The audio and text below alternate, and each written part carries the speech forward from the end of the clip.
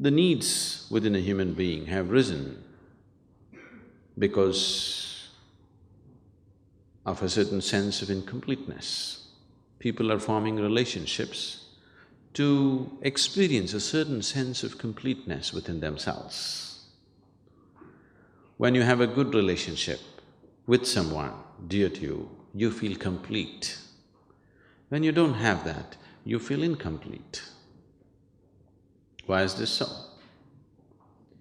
Because this life, this piece of life, is a complete entity by itself. Why is it feeling incomplete? And why is it trying to fulfill itself by making a partnership with another piece of life?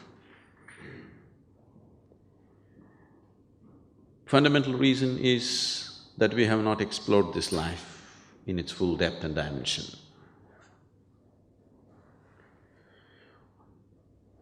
Though that is the basis, there is a complex process of relationships as such.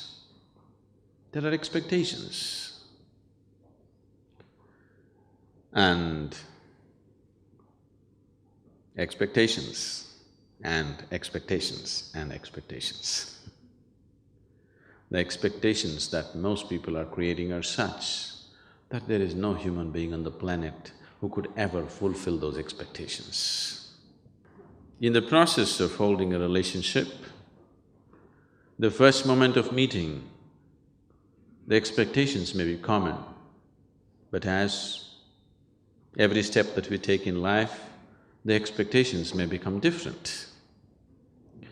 Because these expectations keep changing in people, they're not consistent and they cannot be. One person may be consistent with the same expectation throughout their life, another person's expectations may be changing because his perception and experience of life is changing. Now, relationships become great conflict. More conflict is happening within the four walls of the homes than is happening anywhere on the planet. Only thing is, bombs are not exploding, so you don't hear it. They may be giving each other silent treatment. It is happening because people's expectations are changing and they're not changing at the same pace. Fundamentally, why have we sought a relationship? Because you find yourself that without a relationship, if you do not have any kind of relationship in your life, then you become depressed. So, fundamentally you're seeking a relationship because you want to be happy, you want to be joyful. Or in other words, you're trying to use the other as a source of your happiness. If you're happy by your own nature, now relationships will become a means for you to express your happiness, not to seek happiness.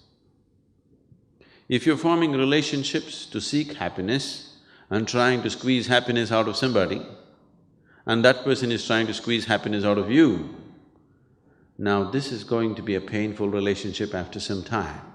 Initially it may be okay because something is being fulfilled. But if you have become a joy by yourself and you're forming relationships because you want to express your happiness, nobody's going to complain about you because you're in the process of expressing your joy, not seeking joy from the other person. So if your life becomes an expression of your joy, not in pursuit of happiness, then relationships will be naturally wonderful. You can hold 1,000,000 relationships and still hold them good. Now, this whole circus of trying to fulfill somebody else's expectations does not arise, because if you are an expression of joy, anyway they want to be with you.